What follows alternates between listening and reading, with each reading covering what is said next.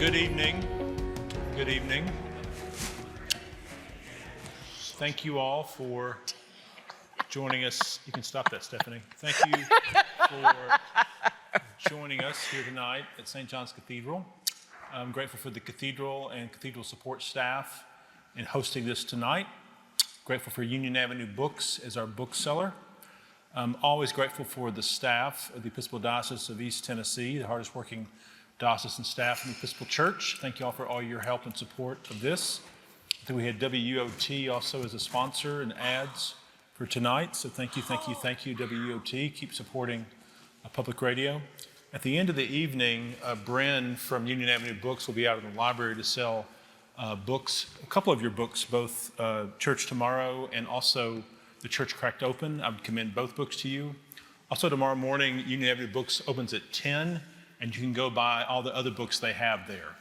And kidding, but not kidding, we do want to support good independent bookstores, particularly in this moment in time. Amen. So thank you for showing up tonight to support this event. I'm going to say a few things about your biography, if that's all right. Please. So Stephanie Spellers and I have been friends now for several years. Stephanie is a Phi Beta Kappa graduate of Wake Forest University, earned master's degrees from both Harvard Divinity School and Episcopal Divinity School, an honorary doctorate from General Theological Seminary in New York City. Native of Kentucky, you were a journalist before going to Divinity School. You served on the presiding bishop's staff for 9 years in the areas of evangelism and racial justice, new ministry development, and environmental stewardship. You currently serve as a canon in residence at St. Bart's in New York City. An impressive resume and bio, but what these people do not know if they go onto the internet is that you are a 1989 graduate of Bearden High School. What, Bulldogs? Morehouse, I see you. So I'm going to suggest the people who work on your website need to expand that, right? I mean, the Bearden High thing leverages all the other stuff. Well, and the journalist part, they need to know that it was the Knoxville News Sentinel. That's right. Where I worked as a journalist. That's right. So, yeah. Thank you, Georgiana,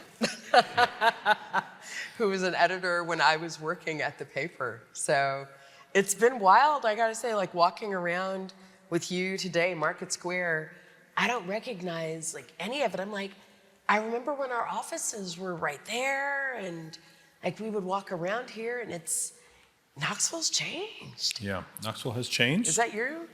No, I'm not a part of that. It was already changing before I got here. Okay. Thank you for coming back to Knoxville for this event. Thank you. You've been on a book tour now for some time with this book. If you don't know the book yet, Church Tomorrow, What the Nuns and Duns Teaches About the Future of Faith. This is a book I just cannot commend enough. I know a lot of you all, and a lot of your faces, a lot of y'all are committed church folk, and we have a lot to learn from young people, Generation Z and millennials, about why they're not in church, to have those conversations without being defensive or a lot of the assumptions we want to make about them, but just to listen to them, and which you did. So I'm curious, all the work that you've done around the church, what was the inspiration for the research and the reason to write this book? So I had... Oh, let me also say too, tonight also will be a chance for you to ask questions of Stephanie. So at some point, we're going to turn this over to a larger conversation. So as you're thinking of things you want to ask, just know that we're going to get a chance to do that. Thank you. I'm much more comfortable being in the position as a former journalist, being in the position of asking the questions, but it's good to be here. It's so good to be here. And it's just amazing to be back in Knoxville. I gotta tell you, I was this close to stopping at Captain D's when I came out of the airport, because that was my route. Like I would go to my mom's house in Cedar Bluff, but I would like stop at Captain D's and then head in with like two fish and fries for me and my mom. Can we DoorDash Captain D's? Somebody get them on the... Please do. We'll just get that. So why this book? And why this research, really? So as Bishop Brian was saying, I spent 9 years as a canon to presiding Bishop Michael Curry. And can we just give him some love? I feel like...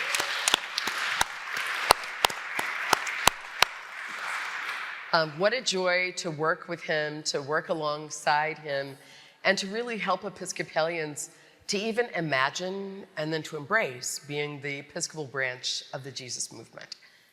So as I was wrapping up 9 years serving with Bishop Curry, there were still all these questions that I had, and it felt like there were questions that I hadn't had the time to explore with the rest of the church. Questions that felt like they really mattered. One of them was, so what about the historic systemic decline?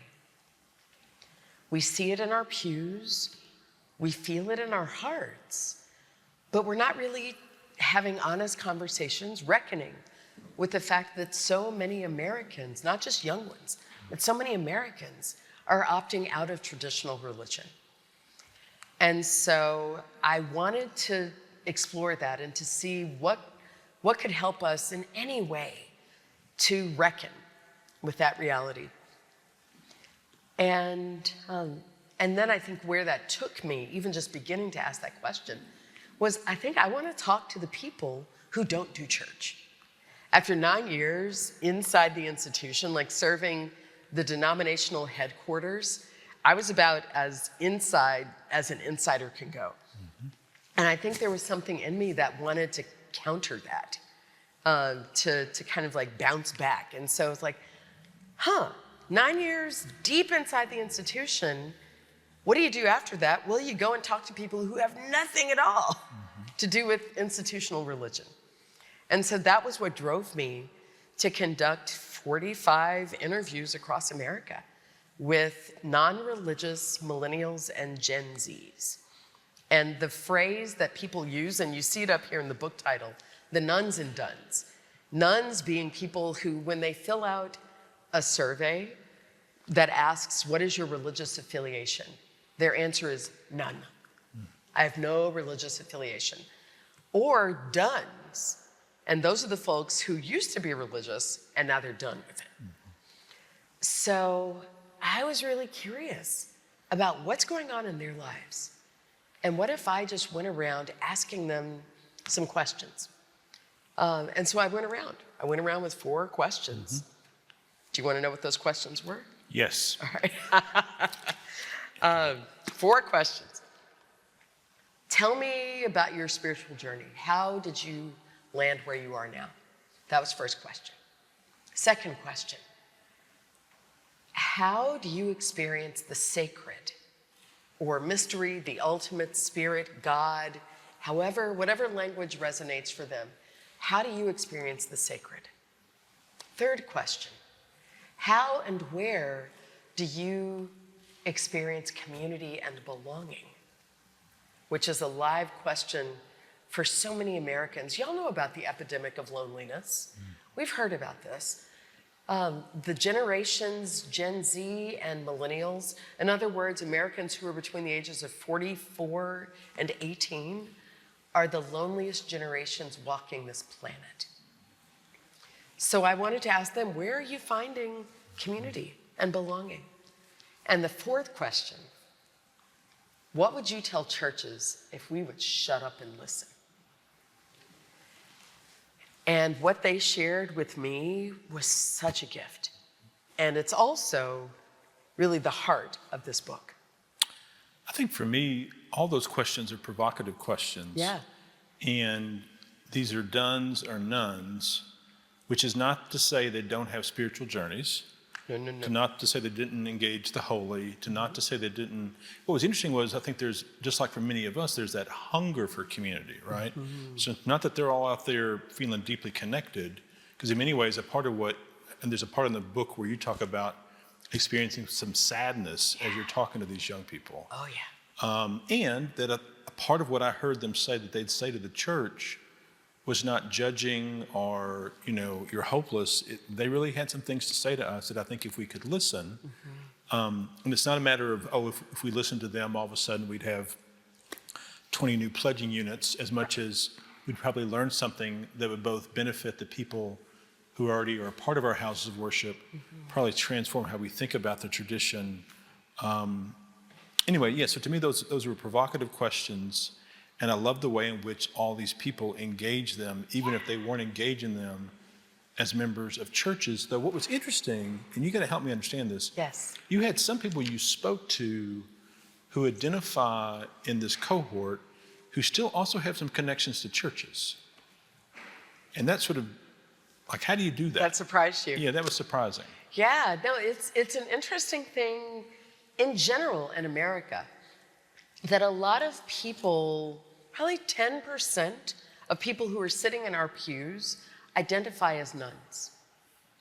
In other words, they don't like labels. Does that sound familiar? If I say they don't like labels, they don't want to say that they're only in your church or only in a Christian community. They want the flexibility. They want to be able to explore.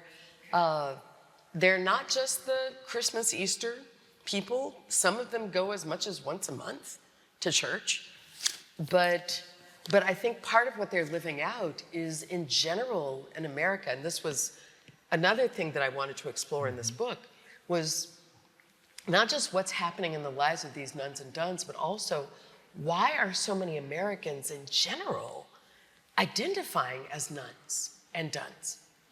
I don't know if you know this, and I think I can, yeah. 1975, probably 87% of Americans identified as Christian. How many of you were around in 75? There we go.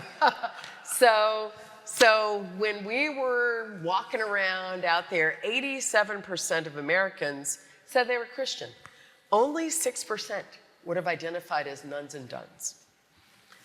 2000, that was the year that I was baptized. I think I was baptized in 97, but I became Episcopalian in 2000. In that year, still, only 8% of Americans would have said they were non-religious.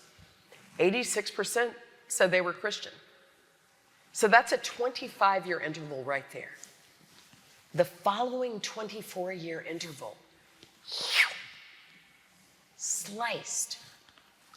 From 86% to 62% of Americans say they're Christian. And that, my friends, is a conservative, generous to us estimate. 28% by 2024 said they were non-religious. Those are the figures from, I think, the Gallup poll. The Pew Center, you've heard about the Pew Report on the study of religion in America. They say that it's closer to about 30%. And some other more reliable studies say it's closer to about 32, 33% of Americans say they're non-religious. So some of what I wanted to find out was, what is happening out there? Why are so many Americans opting out of religion? Because I think it told me something about why younger generations are saying no to traditional religion, but also why, and this is interesting, why even among older generations, many of them are awakening and opting out of religion. So I wanted to explore all of those things when I went out traveling and interviewing people, was just to find out what's happening in America right now. So I know we said this over dinner, that a lot of Episcopalians have assumptions about things, but what did you actually learn about why people were saying no to church? Yeah. And I will show you, just because I love these slides. They make me happy. Here are some of the reasons why people told me they're just not doing church. As they were telling me about their spiritual journeys, they were also explaining to me why not church. And for some people, they just don't believe. A lot of folk out there, including some of the people in the pews, don't actually believe what we're teaching, what we're proclaiming. They want community. I see some of you nodding. Maybe you're in this group. A lot of folk out there, including at least 10% of the folk in our pews, would say, I just don't believe what churches purport. A lot of people are not a part of a Christian community because they've seen how churches have hurt people. This was the reason that I was a nun for the first half of my life. I was baptized at age 26 and a half. I just turned 54. So I've just now turned the age where I've spent about half of my life, a little more than half of my life, Christian. But the reason that I stayed away was because I had seen how churches hurt people, and condescended and judged, and just all the things I didn't want anything to do with. When Dave Morehouse and I were in high school, I was not Christian. I wasn't baptized at Bearden. I was surrounded by baptized people. I didn't want anything to do with it. And a big part of the reason why was because the other kids around me would come from Central, that's a big Baptist church here, right? Central and some of the other major Baptist and Presbyterian, I remember a church, they would come to school on Monday having prayed for me on Sunday because I was their only non-Christian friend. So it was a thing in their youth groups. They would pray for any children, any people at your school who are not Christian. And apparently they were all whispering, oh, Lord Stephanie, oh, Lord Stephanie, save her, Lord, save her. And so they would come to school and they would say, we love you. I remember this so well. We love you so much. And it just breaks our hearts that you're going to hell. Mm. And my thing was, if that's your Jesus, if that's your God, I'm good. You can have him. I had seen how churches were hurting people and sometimes hurting me. Yeah. And I didn't want any part of it.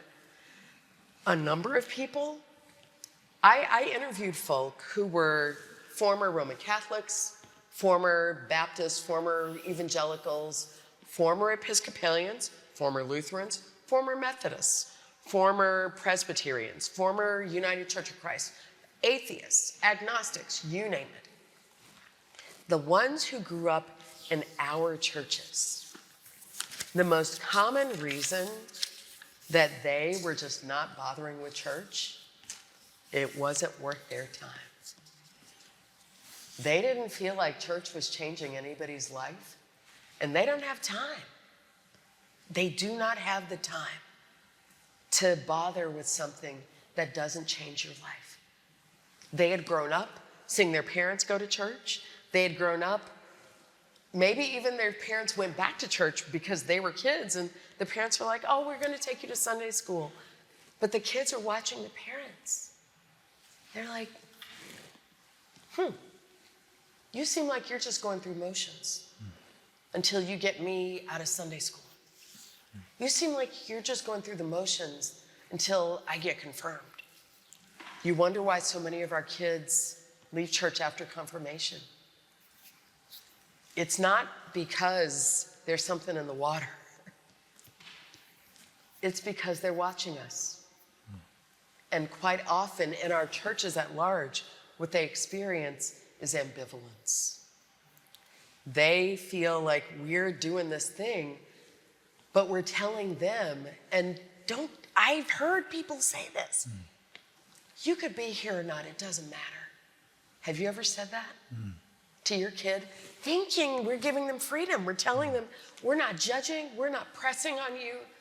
And so the language that we thought was communicating to them that we're not that kind of Christian was actually communicating ambivalence. And that ambivalence told them church doesn't matter. Just sit with that for a second. That often what we communicated and we thought was freedom, they heard as, you could be here or not and it wouldn't make a difference. They want to be a part of something that makes a difference, Brian. They don't want to be pinned in. That's the whole labels thing. And for some people, they just genuinely were never religious to begin with. So they're like, and as I was interviewing them, they're like, why would I do that? It's not me. Why would I do that? People tell me I should be in church. They tell me I should be in a religious space. It's not who I am. And they're not wanting to fake anything. They don't do fake. Millennials and Gen Zs don't do fake. Repeat after me. They don't do fake. They don't do fake. They don't do fake. Okay. So you might recall that Yeah. Knoxville has a football team and a basketball team. Does it? And Well, the football part. Go back football, to and we got men's basketball and women's basketball, volleyballs. Uh-huh. And the thing I've discovered living here is this goes back to the not worth your time. The number of rituals around belonging that are like matter, right? This is the day we wear orange. This is the day we wear this. Yes. And I'm thinking, like, how can I get people to wear red on Pentecost, right? And they don't get the bulletin. and so again, I think at times, so we do see in certain almost like cultic settings, Yes. it matters, you belong, it's worth your time, you're going to make this happen. There might be 8 inches of snow, but you're going to be at Thompson Bowling. You're going to be right there. And what we often say, again, I think out of a sense of grace, not guilt, not shame, but what we're saying often is it doesn't matter. Yeah. And I think we don't, that's not our intention, right? But that sense of not guilting people, in some ways, the undercurrent of that is it doesn't matter. How many of you are baby boomers? Any baby boomers in the room? And how many Gen Xers? I'll just ask it. Hey, we're in the house. Woo. I think especially those two generations in American life, a lot of us came up being taken to church and forced to go to church. And so when we had choices, boomers, certainly throughout the 60s, the 70s, the baby boomers were like, we're free, we have choices. The boomers were the ones burning bras and saying no to church. And so the boomers raised their kids and Gen Xers followed suit. We raised our children and we're like, I am not gonna force you to do the thing they forced me to do. And again, we did it out of a sense of grace. We did it grateful to give them the freedom we did not have, not realizing that we weren't also communicating that this does matter. It matters like wearing orange on Saturday matters. It matters like, you name it. There's so many things we do where we're not ambivalent. We're not. They picked up on it. Yeah. Those rite of passages that we say matter to us, and withholding that one. Yeah. As you go into the book, you're having a conversation with these young people. You're also then beginning to talk back to those of us reading the book as church insiders. Yes. So you get into this section of prophecies. So tell me more about the prophecies that you heard from these young people and how we might respond. Those are the questions. Yeah. So the fourth question that I asked the nuns and duns, the fourth question was, what would you tell churches if we would shut up and listen? And can we just acknowledge that we're not great at shutting up and listening? Do you feel me on that? Think about the conversations you have with young people in your life. Certainly people told me this, that often when they're speaking to people who are older, including my generation, Gen X, their parents, they're like, you all basically want to know why we're not in church. And you want to know how to get us into church. And we know that. And you're telling us that someday we'll grow up. Someday when we have kids, we'll be back. And so they hear that. And they're like, you don't understand what's happening in our actual lives. You're not listening. So I asked them, what would you tell us if we were listening? And they essentially shared with me what I culled into 4 prophecies, 4 messages from the nuns and duns to the rest of us, to the church people. And here they are. The first, or one of the main ones, please stop making idols of your institutions, your buildings, your rules, and I think they would tell Episcopalians, your prayer book. They want to see us be free from so many of the things we are worshiping instead of worshiping Jesus, instead of worshiping God. They're watching us and they see how we're clinging to things. We're clinging to our structures. We're clinging to our buildings. Anybody see your church clinging to the building? Nobody's clinging to the building? Okay, that's amazing.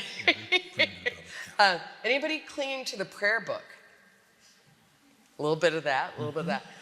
So, and let's face, like, again, I was talking to people across denominations. Everybody clings to something. And what they were saying was, we're watching you. We see what you're clinging to. And it seems like maybe you should not have all those idols. So they were asking us to let go of the idols. They were asking us to please go meet the God who is waiting outside. How many of us here experience God in nature? Is there anybody here who's gone to, I know St. John's Cathedral a little bit, who's gone to dog church? Yes. I actually write about dog church in this book. In the book. And if there's anybody who has experience with it, maybe we'll flip the mic at some point during this time and hear you talk about it. But dog church, of course, is this experience of church that St. John's sponsors in the summer months or in warmer months down at the lake. Is that Lakeshore at the Park. Lakeshore, yeah. And it's really attractive to people with dogs. It's also just attractive to people who want to be outside worshiping. And people flock to it. I heard about it when I was working on this book. And I went on your website and I was watching videos and I couldn't wait to come here to talk to people who know dog church. The nuns and duns that I met are meeting God outside. And they're telling us, the prophecy is, why can't you go outside? If you know you talk to God in nature, why do you spend all your time inside? Why are you pretending that God only shows up within this space in certain time frames on Sundays? They also invited us, and I heard this so deeply, please form loving, embodied communities that welcome our whole authentic selves.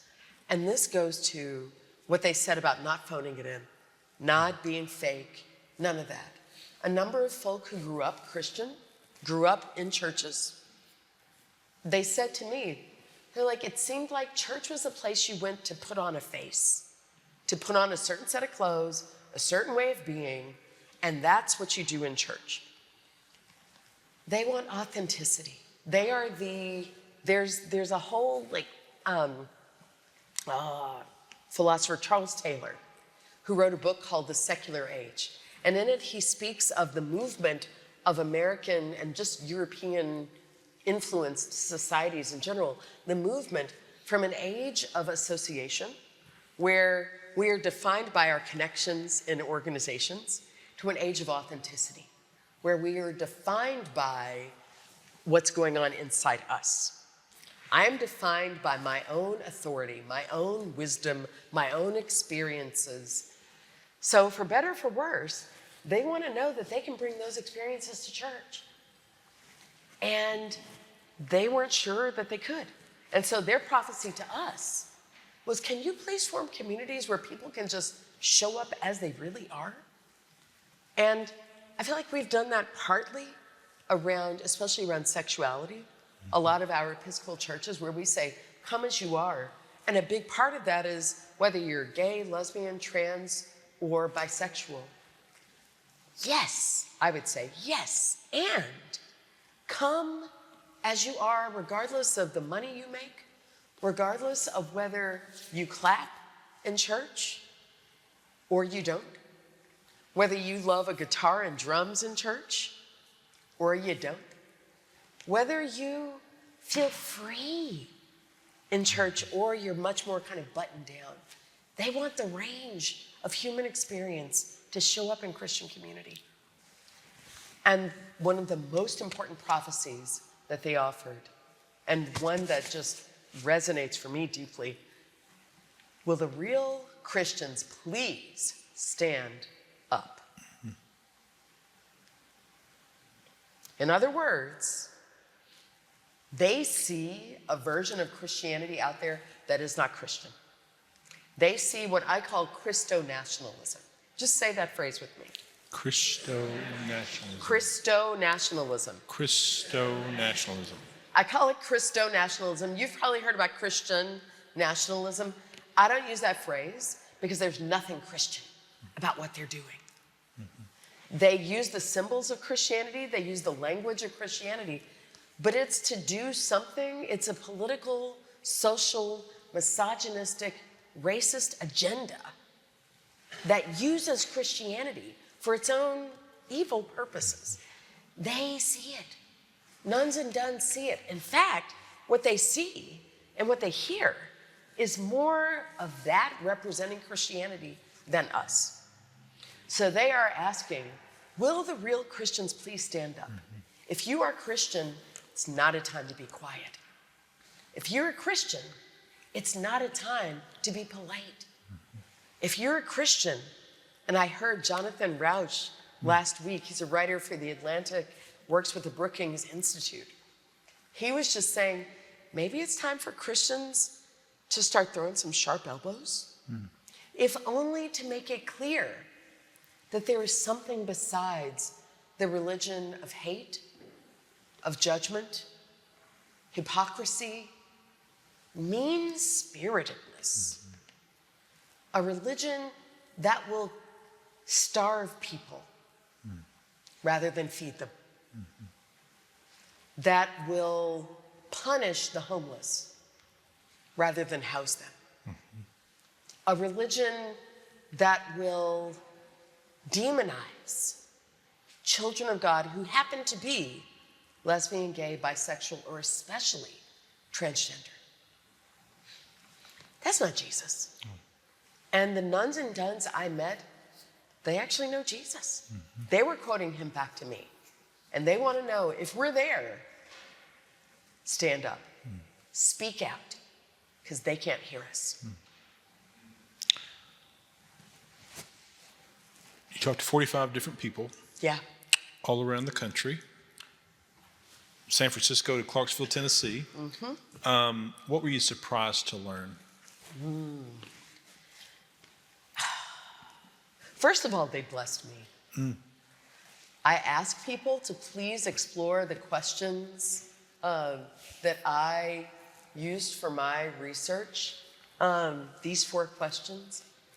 And one of the reasons why is because I was blessed beyond belief. Just being in conversation. I was so surprised at how many people knew I was a priest. Strangers. I was meeting strangers across America, asking them these 4 questions. They were so hungry to talk. Would you have expected that? My expectation kind of was that I would find a few people who'd be willing to talk, but that most of them would hear I was a church person and want nothing to do with me. Instead, they couldn't wait to share about their journeys.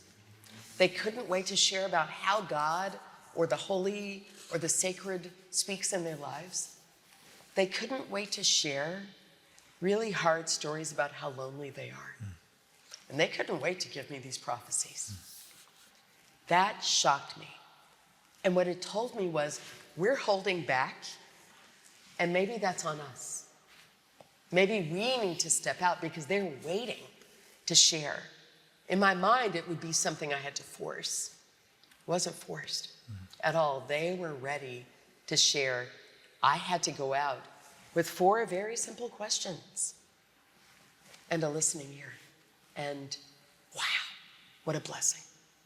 I'm going to ask you a question. I think John has the mic, so I'm going to ask a question. Yeah. After you answer that, I'd love to hear what questions we have in the room as well.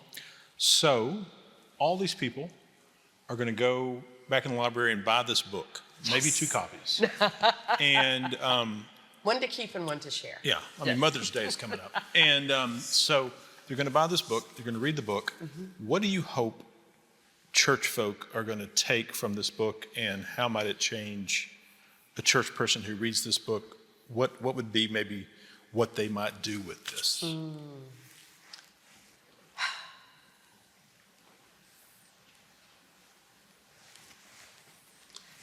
There are 4 spiritual capacities that I talk about here that I had to cultivate in order to go out and be in these conversations.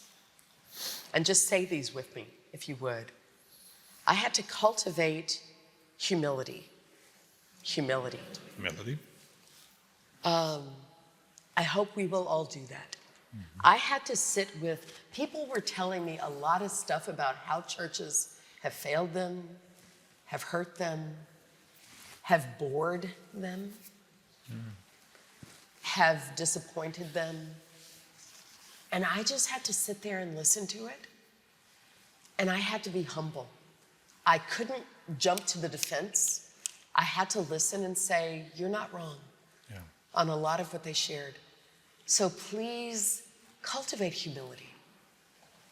I had to cultivate curiosity. Say that one, curiosity. Curiosity. And this is natural for me as a former journalist, but some people will hear me talk about this and they're like, I couldn't possibly go out and ask people these questions. It's like, well, it's not about being introvert or extrovert, but are you curious? Are you at all curious about what God is up to? Are you at all curious about what's going on? How many of you know someone who is between the ages of 18 and 44 who doesn't go to church? Be curious about them. That's all. That's all I'm asking. That's all you have to do. Be curious about them. Cultivate questions. Cultivate a wondering about what's happening in their lives. And then go forth with that. Cultivate mutuality. Mutuality. Mutuality. And that just means assume that there's something happening in their lives, some way that God is blessing them, that will bless you. Something about what they've seen that will change you. That's, if we can walk around with that assumption that everyone I meet, but especially non-religious people, not just that I need to convert them, but that maybe God is going to use them to convert me. And please cultivate love. Love. If there's anybody you love who is not a part of church, anybody you love who walked away, maybe the response is not just to grab them and pull them back in, but to wonder with them, what could we do together for God? What could we create together that would help everyone to get closer to the holy, closer to the sacred, closer to the mystery, the great mystery? Cultivate love. Because my experience is that when we're acting out of love and not fear, if you're acting out of fear, then you're approaching people and you're like, we need to get you into church. Our church is dying. That's the surest way to scare somebody off. Ain't nobody coming in your church if that's how you lead. And they shouldn't. But if you lead with love, I love God, I love you, and I'm just curious about how all of those loves start to swirl together and something beautiful forms. Cultivate love. And then go out with questions and talk to the people you know. And let God do the rest. And use my study guide.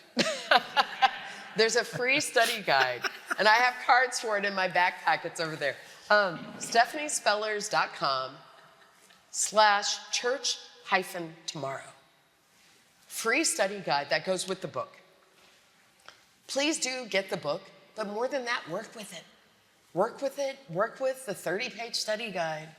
There are strategies for individuals to read the book, strategies for small groups who are meeting over the course of several months to read the book, strategies for vestries, and leadership groups to work with the book on a monthly basis, kind of like in 4 sessions, and strategies for using this book in your adult Christian formation over the course of a season, like Lent or Easter, what have you.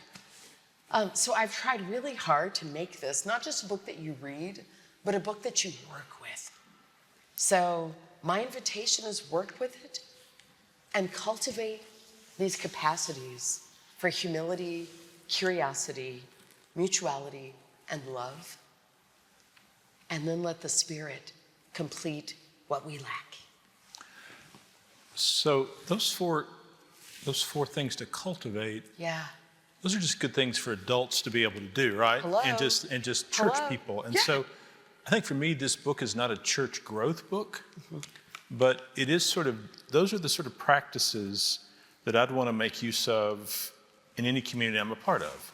A Yes. staff, a vestry, a church, a family, right? And so to cultivate those practices, both with young people, but also just people who are showing up at your church. If they think, oh, this is a culture of humility and curiosity and mutuality and love, that's going to hit a lot of these other pieces. Exactly. Right? That's real. That is real church. Yeah. And it's what I hope we do in response to what they're telling us. It's like, wait, we could Yep. be a Jesus movement. Yep. We could love Jesus. Could we love Jesus? Just say amen if maybe. Could we be a Jesus movement? Yeah. Then I'm gonna channel Bishop Curry in this very moment. Repeat after me. We are We are the Episcopal branch the Episcopal branch of the Jesus movement. of the Jesus movement. So imagine living like that. Yeah. That's all the things we could do. Well, and as someone who's attended Dog Church and actually presided over Dog Church, Fun. it is outside. Yes. And to watch people walking at Lakeshore with a dog and just watch them intrigued by this gathering, Right. in ways that people typically don't walk past a church on a Sunday morning. It's a very different dynamic of this sort of open welcome without anxiety, right? You're not saying, please come bring your dog over here. But there's an openness about it. Yeah. I see John with the mic. Questions for Stephanie? Rhonda here. Oh, fun. So as you use this, do hold it kind of close, but you don't have to eat it. And do remember that it's a tool to help you. If you make the microphone do all the work, that's when we start running into feedback issues. All right, I'll practice. What's your name? My name is Rhonda. Rhonda, hi. Hi. As you've been talking, I have been thinking, and there are theologians here who can help me, but someplace in the Bible, I believe Jesus speaks to the adversary and says, if you tear down the temple in 3 days, the stones will rise up singing. Yes. So I take it that while religion is the institutionalization of the Jesus movement, it's Yeah. also an archetypal energy. Uh-huh. If it falls apart as we currently know it, and if we're here, we probably love it. It's speaking, it's working for us. If it falls apart, that energy is going to coalesce into something that may speak better to the nuns and duns. And I wondered if in your travels and talking with people, you got a sense of what that might look like for them. Yeah. I did. I absolutely did. And it was definitely one of the questions that I was walking around with was, what is the future of faith? What are they suggesting? One way of thinking of it is, what might be the evolutionary leap that they take? Because many of them aren't waiting for the church to catch up. And I believe God is not waiting for the church to catch up. The Spirit is not waiting. And so, in many ways, I think that the prophetic response that I discerned with a number of colleagues as we were looking at what the nuns and duns were telling me and telling us, these also indicate where they were pointing us. So, like, what would be the evolutionary leap that we could take if these stones rise up? What might be formed? Another thing that I used, I love the prophecy, the story of Ezekiel especially Ezekiel 37, the prophet Ezekiel, and that scripture informs a lot of this book. And it's Ezekiel at the Valley of the Dry Bones. Anybody remember that story? Wow.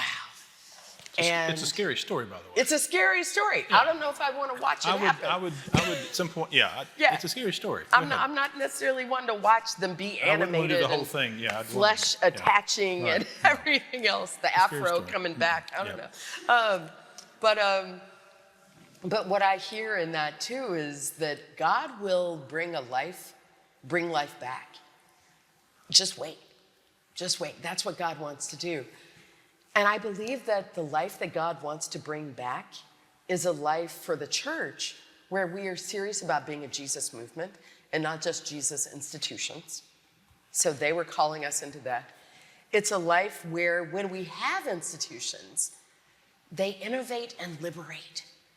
So they're not afraid to move and bend and flex, and they understand that their purpose is to help people to get free. The purpose of religion, the purpose of church, is not to get more people into church. It's to help people to fall in love with God and get free. They get that. They're seeking God beyond the walls, and I believe that that is part of our purpose. It's part of what Jesus was up to, was pushing people out, pushing them out. Every time they tried to create something solid, something that was firm and rooted from his teachings or from his life. Think about Jesus on that mountaintop, and he's chatting it up with the prophets, Moses and Elijah, and there's Peter, James, and John watching him. And they're like, ooh, this is cool. We should create tents. We should create something permanent here. And Jesus is like, not again. Like, how many times do I have to tell you? We're moving. Go seek me. Go seek God beyond the walls. That's what these young ones are telling us. And I believe that that's a part of what God is inviting us into. And if the invitation is to form these loving, embodied communities, one of the people I interviewed, Stephanie, great name, by the way, in San Francisco, Stephanie, I asked her, what would you tell churches if we would be quiet and listen? And she said, you know what? You all need to dance more. You need to dance more. And I think what they were telling me is that they experience the holy, and God is moving in all of these embodied forms that cannot be controlled. The Spirit moves where she will. The Spirit is teaching things that Jesus couldn't even tell us when he was with us. So I believe that God is pointing toward all of that. A dancing church, a church that experiments, a church that is not attached to its own life, and a church that loves Jesus more than it loves itself. That's what they're watching for. I hope that connects for you. Question, John. John, next to John. Hi, this is a question I've been wanting to ask for a long time. Yes. And I asked Bishop Cole this question about 4 or 5 years ago, and that was to the effect of, is there a role for spiritual direction, spiritual companionship in having conversations with the nuns and duns and be able to get face to face to learn about their spiritual journeys? I actually believe, I felt like a spiritual director in most of these interviews. And I've done spiritual direction, like received it and provided it, with monastic communities even. So I take spiritual direction very seriously. And I actually believe that spiritual directors, in all honesty, if spiritual directors went around with these 4 questions, did they feel, are you a spiritual director? Imagine working with these questions in your sessions. Don't they have some of that resonance of what spiritual directors are asking?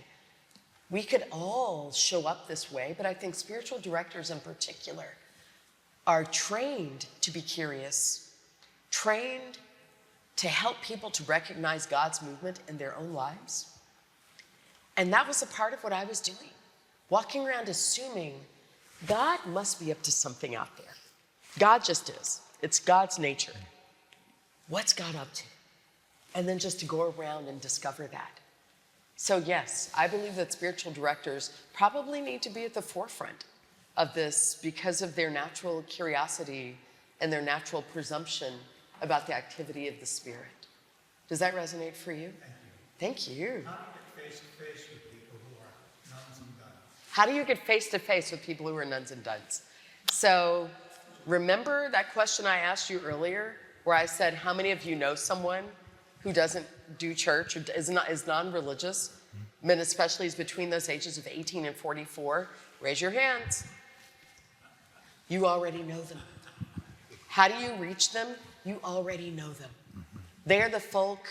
When I was doing the research for this book, one group in particular that I turned to, I posted an ad in my church bulletin in New York City. I posted an ad and said, if you or your children used to be a part of the St. Bartholomew's youth group and now you don't do church, could I talk to you? Pew, pew, pew, pew, pew. Especially when they knew that I wasn't trying to shame them into coming back to church, but that I just wanted to listen. So you know them already. It's just a different conversation. I think also, and this happened tonight over dinner. Yes. Because you were talking to folk. That go with me to a bar sometime and you'll see. Yeah. We were at a restaurant. Restaurant, yes, Yeah. it was restaurant. So, yes. So, to me, there's something about having your coffee shop. Yeah. Going to the same places over and over again so that you can cultivate relationship. Because I know for me as a church person, I'm just around church people all the time. Yeah. Unless I go to the same coffee shop or the same restaurant or the same, gym, and then over time to develop those relationships that are very much not sort of bait and switch. Mm-hmm. And John, I know you would get this, that it really is it's a conversation, right? It's not intended to move them somewhere. Yeah. So to me, I think in a community where you live, kind of cultivating those circles of influence or those circles where you're just, over time, you get to be known and know others. Mm-hmm. So I think Brett's back here. Yep.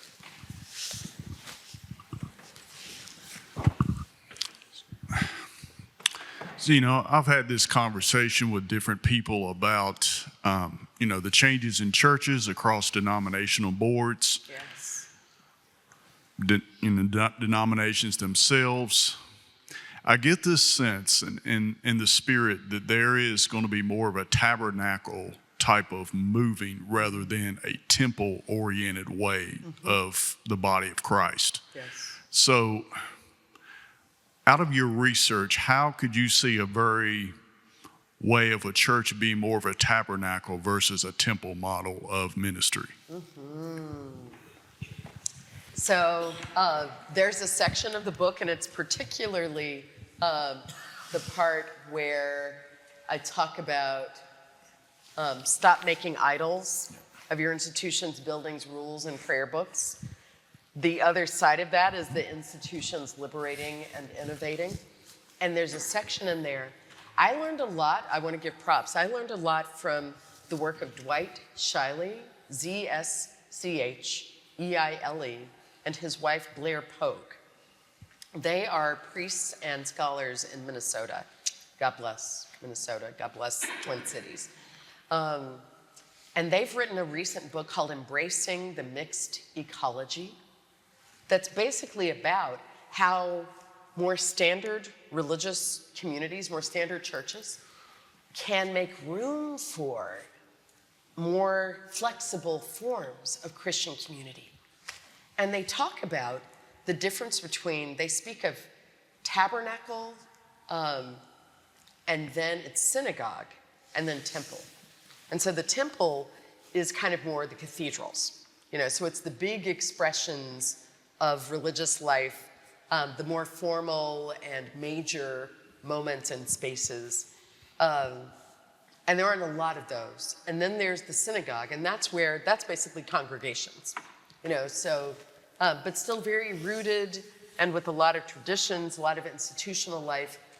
The tabernacle or the tent is church on the move. It's the community of faith on the move. The tabernacle was what Jews created, in particular in the wilderness and again in exile, when they didn't have that institution stuck into the ground, but instead needed an expression of community that could move around with them as they were wandering. And the tabernacle still had a holy of holies. It still had that holiness in it, but it could move. And so, yeah, I think that what I hear is an invitation to us not to tear down the buildings. This is a beautiful cathedral. This is actually the first time I've been in here. The last time I was in Knoxville, I visited with Ascension. And before that, I don't think I was Episcopalian. So it's wonderful to be in this space. The point is not tear it down and, sell the property and move on. But it's to recognize that we can do many things. We can have the sturdy institutional expressions, and they can also host more flexible, innovative, liberating experiences of Christian community. And that we will need all of those if we want to meet this moment. If we're waiting for non-Christian or non-religious people to show up in church as it is, we will die before they come back. But if we're wanting life, it's going to be in partnership. It's going to be some of that tabernacling. So thank you for lifting that up. Carney, and then, yeah. My husband and I have a very diverse family. Yeah.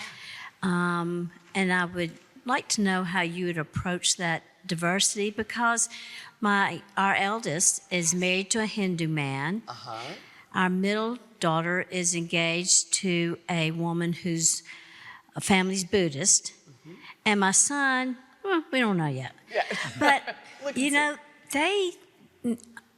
I think everybody needs to have the ability to praise their own God. So I have a problem saying I am part of the Jesus movement. I want to say I'm part of God's movement within the Christian church, because that's where I was born.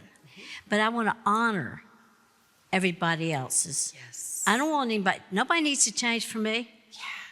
I just want to know your thoughts on that. Yeah. I think that diversity is beautiful. In fact, I know that diversity is beautiful. It's a part of how God shows up and moves in the world. Ignoring that makes no sense whatsoever, particularly to these younger generations. They live in a world that is so pluralistic, that is so connected. Part of what the internet and these phones that we can never be without. You got your phone? I've got mine, even up here. These phones connect us to so many opportunities, so many expressions, so many opinions, so many pathways. So we have to acknowledge that and even celebrate it. And this was something we discussed and that you picked up on toward the end of the book. There was something about commitment. Something in our lives that is enriched when we say, I see and respect many pathways, and I've chosen this one. And our commitment to freedom, a part of what we've done in that, especially as Christians, more liberal Christians, is that we have communicated, again, I'll come back full circle. We've communicated, it doesn't matter what you are, just you do you be good. I think that it's possible, in fact, I know that it's possible for us to be authentic and disciplined disciples of Jesus the Christ while celebrating the many other pathways that God has opened up. What doesn't help anybody is when we say, it doesn't matter that I'm Christian. It doesn't matter that you're whatever. It's like, actually, no, it does matter. It is making a difference in my life. This faith does make a difference in our world. I want it to make more of a difference. Not because I want everybody to be Christian, but because Christianity, robustly lived out, creates more liberating spaces. Christianity, robustly lived out, creates more spaces where people love well and give of their whole selves and sacrifice without counting the costs and discover God in each other's faces. There's so much that's in a robust Christianity that you don't need to soft pedal in order to love people of other faiths. Does that make sense? Yeah. Yeah, but I think that presenting that Christianity and having it live alongside other traditions, honestly, those other traditions, many of them wish we would be those Christians instead of being so quiet about our Christianity that they can't find us.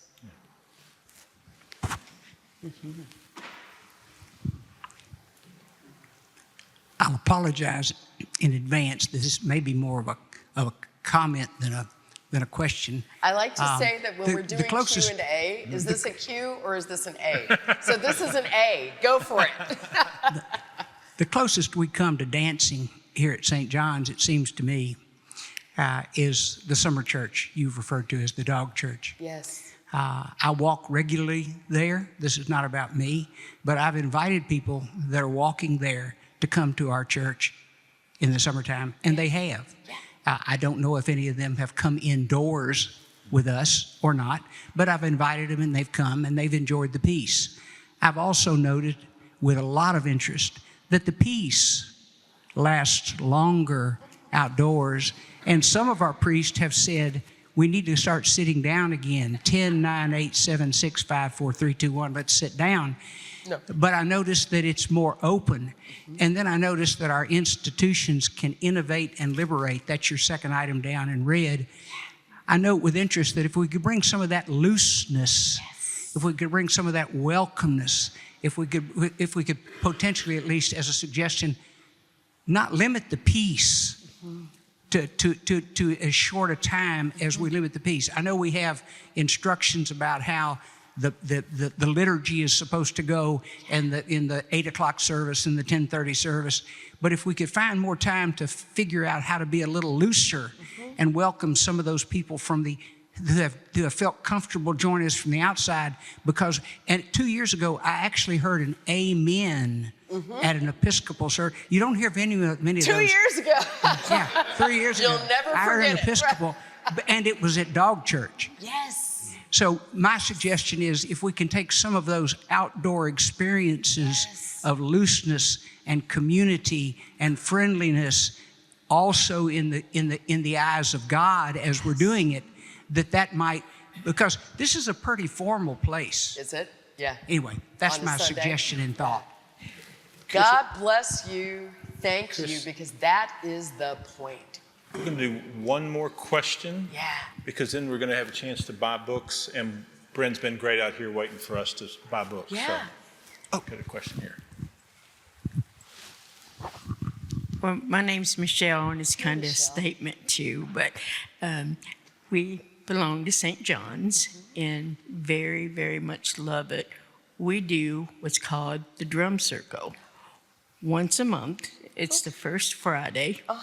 And what's so nice about it is if the weather's nice, we sit outside and we just all do our own thing. We just, we pray. And the first Friday, it's amazing how many people are out. We've had people join. All are welcome. And it's just a lovely experience. And some will even come to church because they were so impressed with the drum circle. So, Do you ever do that the drum circle in worship? no. No. No. Well, that's the thing. That's what we're talking about is why do we leave, in a way, that's like these middle two. Why are we having these experiences of the holy, experiences of community, experiences of welcome, experience of the Spirit, all of these things that the two of you have just described? Why do we think that church can't embrace that? Who told you that? And who told that person that? We all need to unlearn some things. And what I would submit to you, and he's right here, is that your bishop has a lot to do with creating an atmosphere where there's either more or less permission to explore. That if your bishop were to say to the leaders of your cathedral and others, I've heard about your drum circle. How come that's not influencing what you're doing on Sundays? Maybe the next time you have a visit to your cathedral, you could say, could you all please incorporate one element of drum circle and one element of dog church the next time I come to the cathedral for a confirmation? I have asked for an amen in this church before and have gotten them. Yeah. Okay. Yeah. I have asked. But encourage, Yeah. I think that again, like that our structures and that the permission granting authorities can use their authority to create more space for experimentation for the sake of the gospel, for the sake of the spread and the welcome and the love of God. Will you do that, Bishop? Sure, I will do that. And we will follow you. Sure. We will follow you in it. So, let me say one last thing. Again, thank you for being here. Thank you.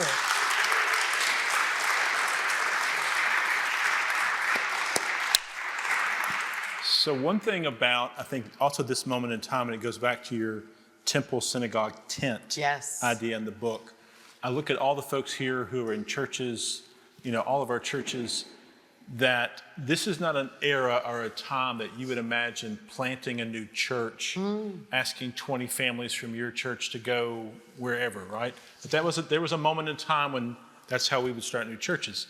Obviously, that would make us anxious, right, about our budgets or our friends or what have you. But this is a moment for all of our churches to think about those tent opportunities. Yep. The drum circle, the dog church, the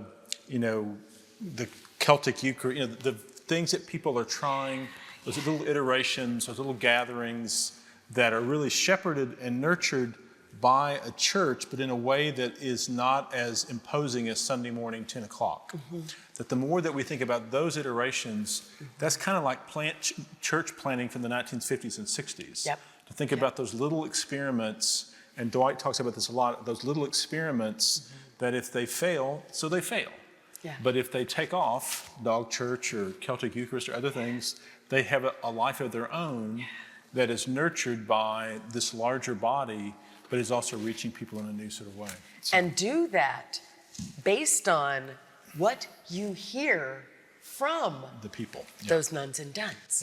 It's bringing all of that together. So you're doing your drum circle, but imagine that you have conversation with nuns and nuns in your life and discover that the thing that they're really digging on is hiking or whatever. And so, like, if they tell you that, maybe you start a ministry where you're hiking with them.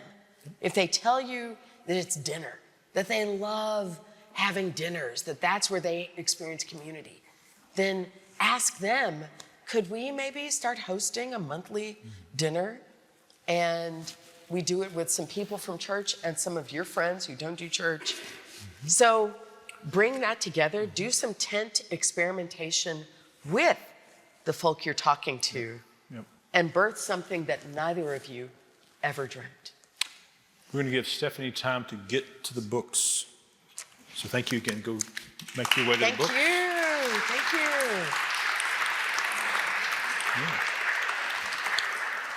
I think she's ready for you out All there. right. God bless you, Thank you, Knoxville. God bless you, East Tennessee. I love you. I'm praying for you. And I'm so excited about what the Spirit is doing with Rocky Top. Yeah.